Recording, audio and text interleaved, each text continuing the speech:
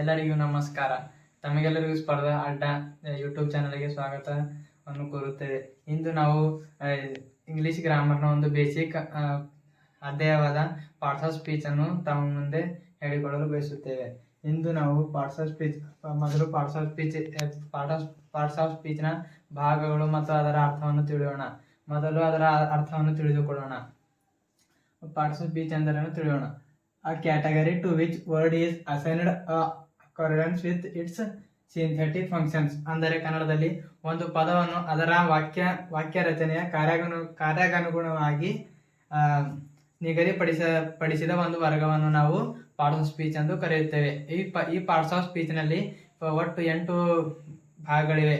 ಅವುಗಳನ್ನು ಒಂದೊಂದಾಗಿ ತಿಳಿಯೋಣ. ಮೊದಲನೆಯದಾಗಿ noun, pronoun, verb, adverb, adjective, interjection, conjunction ಮತ್ತು ಪ್ರಿಪೋಸಿಷನ್. ಇವುಗಳನ್ನು ನಾವು 8 ಭಾಗಗಳಾಗಿ ವರ್ಗೀಕರಿಸಿದ್ದೇವೆ.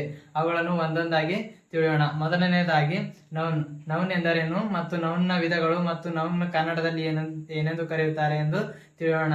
ಇವು ನಮಗೆ ಇಂಗ್ಲಿಷ್ನಲ್ಲಿ ಒಂದು ಮುಖ್ಯವಾದ ಭಾಗವಾಗಿದ್ದರಿಂದ ಇವುಗಳನ್ನು ನಾವು ಒಂದೊಂದಾಗಿ ತಿಳಿದುಕೊಳ್ಳಬೇಕಾಗುತ್ತದೆ. ಮೊದಲನೆಯದಾಗಿ ನೌನ್ ಎಂದರೇನು ಮತ್ತು ಅದರ ನೌನ್ನಲ್ಲಿಯೂ ಕೂಡ ಹಲವು ಭಾಗಗಳಿವೆ. ಅದನ್ನು ಮುಂದಿನ ತರಗತಿಯಲ್ಲಿ ತಿಳಿಯೋಣ. ಇಂದು ಕೇವಲ ನೌನ್ ಎಂದರೇನು ಮತ್ತು ಅದರ ಉದಾಹರಣೆಗಳನ್ನು ಮಾತ್ರ ತಿಳಿದುಕೊಳ್ಳೋಣ. ಮೊದಲನೇದಾಗಿ ನೌನ್. ಕನ್ನಡದಲ್ಲಿ ನೌನ್ ಎಂದರೆ ನಾಮಪದ. ಇದರ ಅರ್ಥವೇನೆಂದರೆ a word use to name person, place or thing known as noun. ಅಂದರೆ ಒಂದು ಪದದ ವ್ಯಕ್ತಿ, ಸ್ಥಳ ಮತ್ತು ವಸ್ತುಗಳ ಹೆಸರುಗಳನ್ನು ನಾವು ನೌನ್ ಎಂದು ಕರೆಯುತ್ತೇವೆ. ಸರಳವಾಗಿ ಕನ್ನಡದಲ್ಲಿ ಹೇಳಬೇಕೆಂದರೆ ನಮ್ಮ ಸುತ್ತಮುತ್ತಲಿನ ಪ್ರತಿಯೊಂದು ಹೆಸರುಗಳನ್ನು ನಾವು ನಾಮಪದ ಎಂದು ಕರೆಯುತ್ತೇವೆ. ಅದರ ಮೊದಲನೆಯದಾಗಿ ಎಕ್ಸಾಂಪಲ್ ನೋಡುವುದಾದರೆ ಈ ಬಾಯ್ ಕೂಡ ಒಂದು ನೌನ್ ಆಗಿದೆ.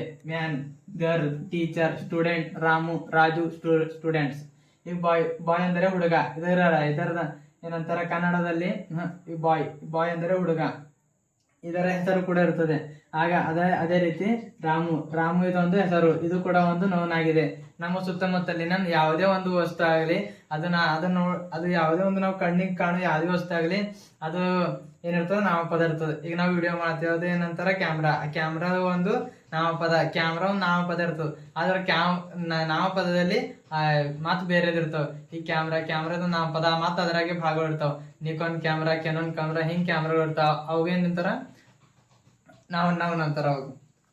ಈಗ example students R learning English. ಇಲ್ಲಿ ಸ್ಟೂಡೆಂಟ್ಸ್ ಅನ್ನೋದೇನದ ಅಂದ್ರೆ ನಾಮಪದ ಅದ. ಇದೊಂದು ನಾಮಪದ.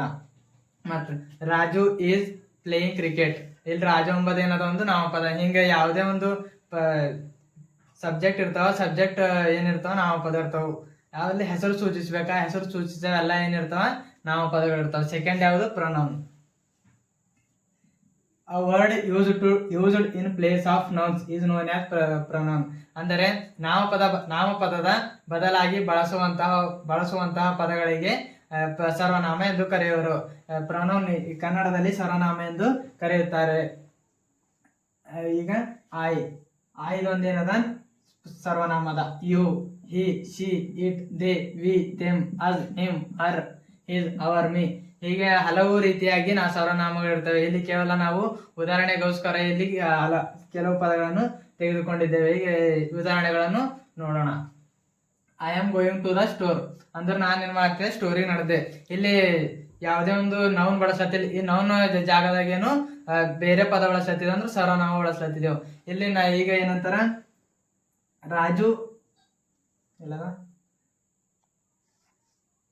I am going to the store ಅಂದ್ರೆ Raju is going to the store ಅಂತ ಬಳಸ್ಲತ್ತಿಲ್ಲ. ಇಲ್ಲಿ ಆ ರಾಜು ಜಾಗದಲ್ಲೇನು ಅಂದ್ರೆ ಈಗ ನಾ ಏನ್ ಮಾಡ್ತಿದ್ದೆ, ನನ್ನ ಹೆಸರು ರಾಜು ಅಂತ ತಿಳ್ಕೊರ್, ನಾ ಸ್ಟೋರಿ ನಡೆದೆ ಅಂತ ಅರ್ಥ ಆಯ್ತದು.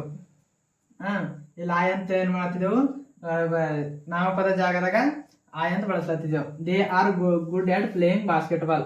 ಅವ್ರೇನಾರ ಬಾಸ್ಕೆಟ್ಬಾಲ್ದಾಗ ಗುಡ್ ಪ್ಲೇಯಿಂಗ್ ಆಡ್ತಾರಂತ ಅರ್ಥ. ಅಂದ್ರೆ ಇಲ್ಲಿ ಅವರು ದೇ ಅಂದರೆ ಅವರು. ಇಲ್ಲಿ ಬೇರೆ ಆತರ ಅವ್ರ ಜಾಗ ಅದು ನಾಮಪದ ಬದಲಾಗಿ ಏನ್ ಮಾಡ್ತಿದ್ದೇವೆ, ಇಲ್ಲಿ ದೇ ಯೂಸ್ ಮಾಡತ್ತಿದ್ದೇವೆ. He is my best friend. ಅವ ನನ್ನ ಬೆಸ್ಟ್ ಫ್ರೆಂಡ್ ಅನ್ನ. ಈಗ Chetan is my best friend. ಈಗ ಚೇತನ್ ಜಾಗದಲ್ಲಿ ಈಗ ಚೇತನ್ ಅಂತ ಅಲ್ಲಿ ನಾವು ನಾಮಪದ ಬಳಸತ್ತಿಲ್ಲ. ನಾಮಪದ ಬದಲಾಗಿ ಅಲ್ಲಿ ಸರ್ವನಾಮ ಬಳಸತ್ತಿದ್ದೆವು. ಹಿ ಏನದ ಒಂದು ಸರ್ವನಾಮ. She is singing a song. ಅವಳೇನ್ ಮಾಡ್ತಾಳ, ಒಂದು ಹಾಡ ಹಾಡತಾಳ. ಅಲ್ಲಿ ಸಿ ಜಾಗದಲ್ಲಿ ಏನ್ ಬರ್ಬೇಕಿತ್ತು, ನಾಮಪದ ಬರ್ಬೇಕಿತ್ತು. ಆ ನಾಮಪದದ ಬದಲಾಗಿ ನಾವೇನ್ ಮಾಡತ್ತಿದ್ದೇವೆ, ಇಲ್ಲಿ ಸಿ ಬಳಸ್ಲತ್ತಾ ಇದ್ದೀವಿ. ವರ್ಬ್ ಈಸ್ ಈಗ ನೆಕ್ಸ್ಟ್ ಈಗ ನೌನ್ ಆಯ್ತು, ಪ್ರೊನೌನ್ ಆಯ್ತು. ನೆಕ್ಸ್ಟ್ ಏನ್ ನೋಡ್ರಿ, ಈಗ ವರ್ಬ್ ನೋಡ್ರ. ವರ್ಬ್ ಅಂದ್ರೆ ಕನ್ನಡದಾಗೇನು ಕ್ರಿಯಾಪದ ಅಥವಾ ಕ್ರಿಯೆ. ಯಾವ ವರ್ಬ್ನ ಅರ್ಥ ನೋಡೋಣ.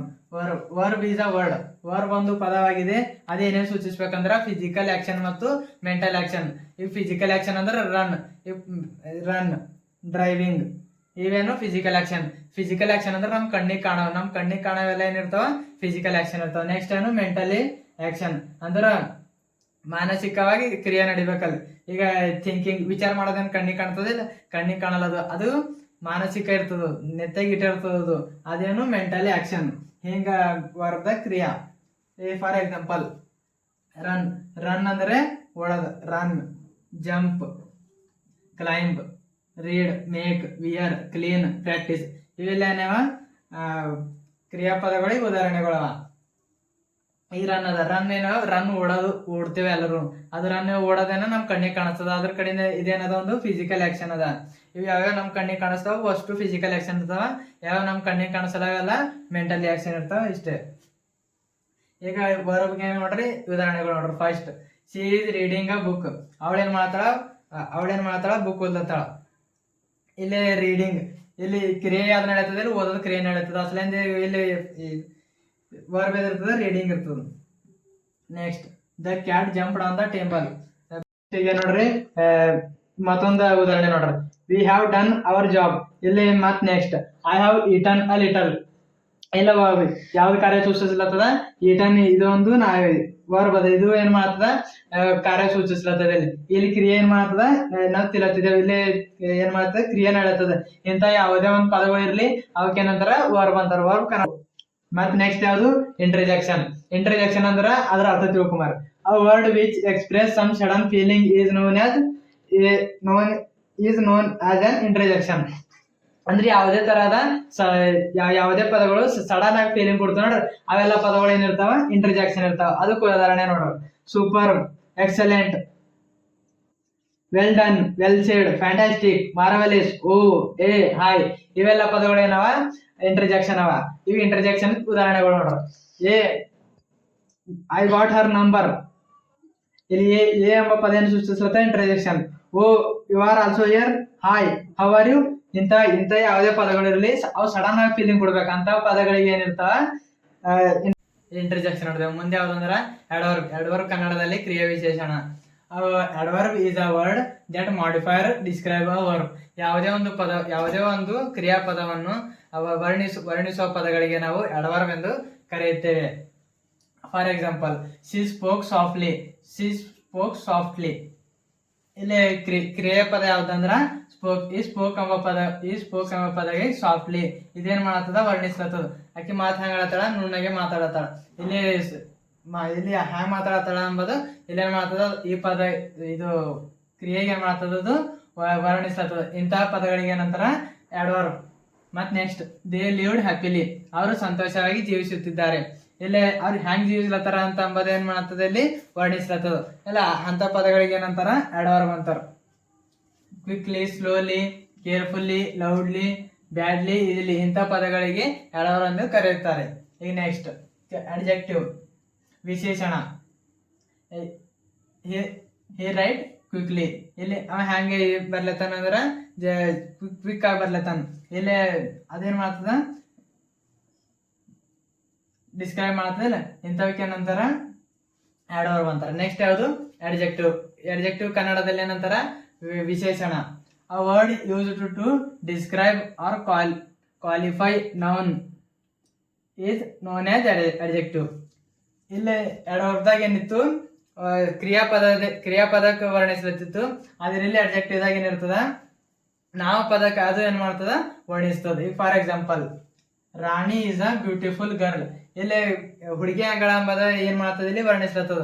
ಹುಡುಗಿ ಅಂಗಳ ಬ್ಯೂಟಿಫುಲ್ ಅಳ. ಇಲ್ಲೇನ್ ಮಾಡ್ತದ ವರ್ಣಿಸ್ಲತ್ತದಿಲ್ಲ. ಇಂತಹ ಪದಗಳಿಗೆ ಏನಂತಾರ ಅಡ್ಜೆಕ್ಟಿವ್ ಅಂತಾರ.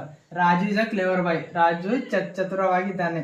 ಇಲ್ಲ ಇದು ನಾಮಪದಗಳಿಗೆ ಏನ್ ಮಾಡ್ತದೆ ಇಲ್ಲಿ ವರ್ಣಿಸ್ಲತ್ತದ. ಇಂತಹ ಪದಗಳಿಗೆ ಏನಂತಾರ ವಿಶೇಷಣ ಪದಗಳು ಎಂದು ಕರೀತಾರೆ. ಈಗ beautiful, tall, intelligent, brave, big, small ಇವೆಲ್ಲ ಏನವ ಅಂದ್ರ ಅಡ್ಜೆಕ್ಟಿವ್ ಅವ. ನೆಕ್ಸ್ಟ್ ಯಾವ್ದು ಅಂದ್ರ ಪ್ರಿಪೋಸಿಷನ್.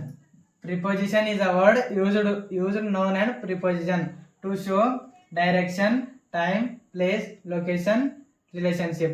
ಇದು ಪ್ರಿಪೋಸಿಷನ್ ಇರ್ತದ, ಒಂದು ಪದ ಇರ್ತದ. ಅದೇನ್ ಮಾಡ್ತದ ಅಂದ್ರ ನಾಮಪದ ಮತ್ತು ಸರ್ವನಾಮಗಳಿಗೆ ಏನ್ ಮಾಡ್ತದ ಅದು ದಿಕ್ ತೋರಿಸ್ತದ, ಮತ್ತ ಸ್ಥಳ ತೋರಿಸ್ತದ, ಮತ್ತೇನಂತಾರ ಸಂಬಂಧ.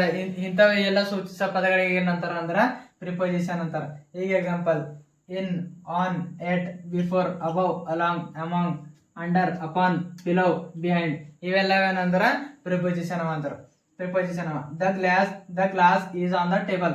ಗ್ಲಾಸ್ ಎಲ್ಲದ ಟೇಬಲ್ ಮೇಲೆ ಅದ.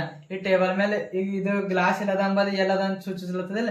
ಇಂಥ ಪದಗಳಿಗೆ ಏನಂತಾರ ಪ್ರಿಪೋಸಿಷನ್ ಅಂತಾರ. ಇಲ್ಲ glass is on the table. ಇಲ್ಲ ಆನ್ ಏನದ ಅಂದ್ರ ಪ್ರಿಪೋಸಿಷನ್ ಅದ. ಇದು ಎಲ್ಲದ ಅಂಬದು ಸೂಚಿಸಲತ್ತದಿಲ್ಲ, ಅದೇನದ ಆನ್. ಆನ್ ಅಂದ್ರ ಮೇಲೆ. ಇದು ಗ್ಲಾಸ್ ಎಲ್ಲದ ಮೇಲದಲ್ಲ, ಆನ್ ಏನದ ಪ್ರಿಪೋಸಿಷನ್ ಅದ. I get up at 5 AM. ಇಲ್ಲ I get up at 5 AM. At ಏನಂಬದಲ್ಲಿ ಪ್ರಿಪೋಸಿಷನ್ ಅದ. ನೆಕ್ಸ್ಟ್ ಯಾವುದು conjunction. Words that connect or link sentence. ಯಾವುದೇ ಪದಗಳು ಏನ್ ಮಾಡ್ಬೇಕು ಅಂದ್ರ ಸೆಂಟೆನ್ಸ್ ಆಗ್ಲಿ ಅಥವಾ ಪದಗಳೇ ಆಗ್ಲಿ ಆ ಪದಗಳಿಗೆ ಏನ್ ಮಾಡ್ಬೇಕು ಕನೆಕ್ಟ್ ಮಾಡ್ಬೇಕಂತ ಏನಂತಾರ ಕಂಜಂಕ್ಷನ್ ಅಂತಾರ.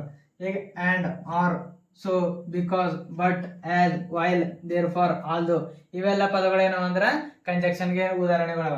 For example we are still hungry even though we eight very much. ನಾವೇನು ತೋಲ್ ತಿಂದಿದ್ದೇವ್ ಆದ್ರೂ ನಮ್ಗೆ ಏನಾಗ್ತದ ಹಸಲತ್ತವ. ಇಲ್ಲಿ ಇವೊಂದು ಇವೆರಡು ವಾಕ್ಯಕ್ಕೆ ಏನ್ ಮಾಡ್ತದೆ, ಇಲ್ಲಿ ಈ ಒಂದು ಎಂಬ ಪದ ಕನೆಕ್ಟ್ ಮಾಡತ್ತದ. ಇದು ಇವೊಂದು, ಇಲ್ಲಿ ಇದು ಲಿಂಕ್. ಇವೆರಡು ಪದಗಳಿಗೆ ಕನೆಕ್ಟ್ ಆಗಿ ಆಗ್ತದೆ. ಇಲ್ಲಿ ಈ ಒಂದು ಎಂಬ ಪದ ಏನದ ಅಂದ್ರ ಕಂಜಂಕ್ಷನ್ ಅದ. ಇವೆರಡು ಪದಗಳಿಗೆ ಇದೇ ಕನೆಕ್ಟ್ ಮಾಡತ್ತದ. Next I visited Delhi and Agra. ನಾ ಏನ್ ಮಾಡಿದೆ ಡೆಲ್ಲಿ ಮತ್ತು ಆಗ್ರಾ ಇವೆರಡಕ್ಕ ಭೇಟಿ ಕೊಟ್ಟಿದೆ ಅಂತದ. ಇಲ್ಲಿ ಆ್ಯಂಡ್ ಎಂಬ ಪದ ಏನ್ ಮಾಡತ್ತದ, ಇಲ್ಲಿ ದಿಲ್ಲಿ ಮತ್ ಆಗ್ರಾ ಇವೆರಡಕ್ಕ ಲಿಂಕ್ ಮಾಡತ್ತದ. ಈ ಆ್ಯಂಡ್ ಎಂಬ ಪದ ಏನದ, ಇಲ್ಲಿ ಕಂಜಂಕ್ಷನ್ ಅದ. ಇಲ್ಲಿಗೆ ಈ ತರಗತಿಯನ್ನು ಮುಕ್ತಾಯಗೊಳಿಸಲಾಗುತ್ತದೆ. ಏನೇ ಸಮಸ್ಯೆ ಇದ್ದರೂ ಕಾಮೆಂಟ್ ಸೆಕ್ಷನ್ ಅಲ್ಲಿ ಕಾಮೆಂಟ್ ಮಾಡಿ ಎಂದು ಕೇಳಿಕೊಳ್ಳುತ್ತೇವೆ. ನಮಸ್ಕಾರ.